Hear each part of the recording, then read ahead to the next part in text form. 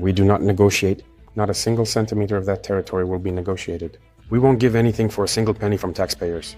If the taxpayer gives us a penny, we prefer to buy weapons rather than negotiate.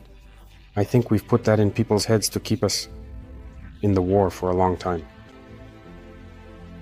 It allows us to bounce back to something that we are forced to say, maybe we don't have the intention. I think that in 2020, there were negotiations to hold the elections. So, we journalists, I suppose you've been following along and you know what that feels like? Maybe there are some things you don't know, but for us as fighters, it really hurts. We were on a detachment in 2020. We received the instructions to stop everything that is kinetic operation. That means we no longer leave our bases. We remain static. Already it's a pain. It hurts the fighters, the soldiers to see that. They told us we were taunted. The terrorists taunted us, asking those who were in Kelbo at the time. They called the villagers to tell them, to show them the money in suitcases, to come and tell the military that the government can't fight them. They negotiate with them. They even gave them money. There you go. That's what they came to tell us. So to come and tell the military and the VDP to lay down their arms, people are alive. You can find out. And those who forced them to go out at that time, there were soldiers who were punished.